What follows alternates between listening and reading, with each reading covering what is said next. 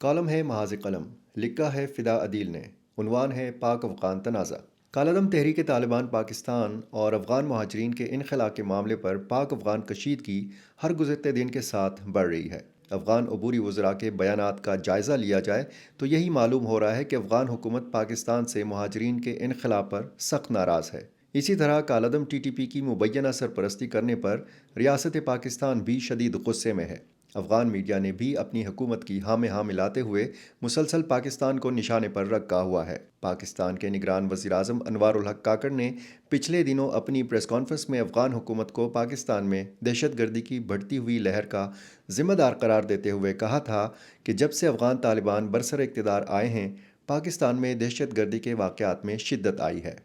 Afghan media پر نظر ڈالی جائے تو یہ جلتی پر تیل ڈالنے کا کام کر رہا ہے۔ اس بات سے قطع نظر کہ پاکستان میں موجود افغان مہاجرین کی بڑی تعداد کو آنے والے دنوں میں مزید مشکل صورتحال کا سامنا کرنا پڑ سکتا ہے، افغان میڈیا کے ٹاک شوز میں بولی جانے والی بولی سمجھ سے بالاتر ہے۔ افغان عہدیدار ہوں یا تجزیہ کار، سب کا اس امر پر اتفاق ہے کہ افغانوں کے موجودہ تمام مسائل کا واحد ذمہ دار پاکستان ہے۔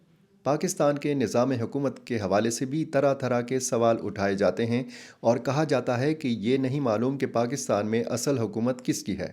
کسی نے بات کرنی ہے تو فوج کے سربراہ سے کرنی ہے یا وزیر اعظم سے۔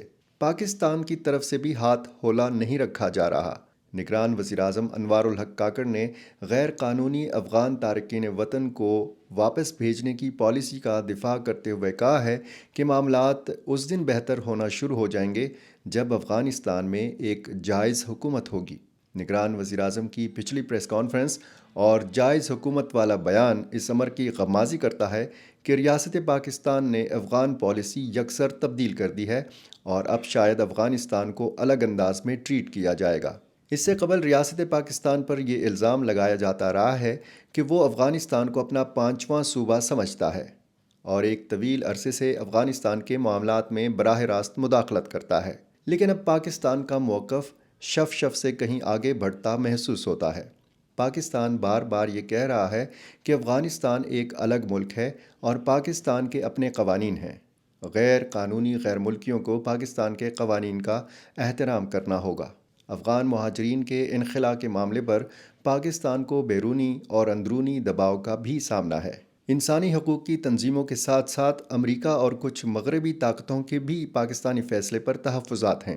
پاکستان کی مذہبی اور قوم پرست جماعتوں کے ساتھ ساتھ لبرل جماعتوں نے بھی نگران حکومت کے فیصلے پر اپنے تحفظات کا برملا اظہار کیا ہے اور افغان مہاجرین کے انخلا کے طریقہ کار اور ان کو نکلنے کے لیے دی جانے والی مہلت کو غیر انسانی قرار دیا ہے۔ نگران وزیر اعظم انوار الحق کاکڑ کی جانب سے تازہ بیان سے یہ بھی معلوم ہوتا ہے کہ ریاست پاکستان کے موجودہ کرتا دھرتا اب افغان طالبان کی حکومت کو جائز نہیں مانتے۔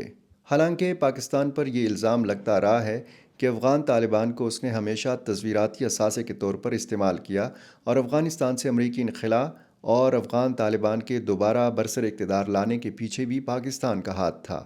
افغان طالبان نے کابل اور پھر پورے ملک کا کنٹرول سنبھالا تو پاکستان ہی تھا جو دنیا بھر میں افغان عبوری حکومت کی وکالت کرتا رہا۔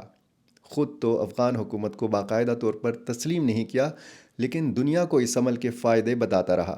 پاکستان کی جانب سے کابل میں چائے کے کپ سے لے کر غلامی کی زنجیریں توڑنے والے بیان تک ہر موڑ پر پاکستان نے یہی تاثر دیا کہ افغان طالبان کی فتح دراصل پاکستان کی فتح ہے۔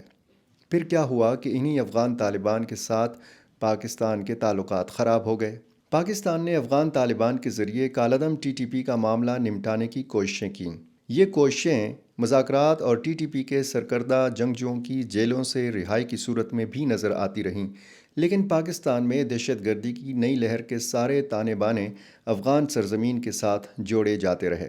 اب صورتحال یہ ہے کہ افغان عہدیدار دہشت گردی کو پاکستان کا اندرونی مسئلہ قرار دینے کے ساتھ ساتھ اس بات سے بھی انکاری ہیں کہ ٹی ٹی پی افغانستان میں موجودگی رکھتی ہے۔ صورتحال کافی کشیدہ دکھائی دے رہی ہے اور افہام و تفہیم کا کوئی فوری راستہ بھی دکھائی نہیں دے رہا۔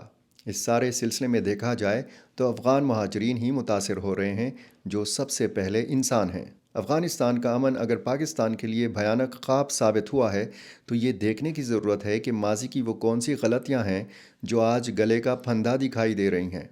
پاکستان اور افغانستان کے حکام کو فوری طور پر باہمی رابطوں کا سلسلہ بڑھانا ہوگا۔ یہ دونوں ملکوں کے مفاد میں ہے۔ دونوں ملک ایک دوسرے سے جدا نہیں ہو سکتے۔ بیچ میں آگ لگانے والوں کو اور لگی آگ پر تیل چھڑکنے والوں کو روکنا ہوگا۔ نفرت کے کاروبار میں ہمیشہ عام انسانوں کا ہی نقصان ہوتا ہے۔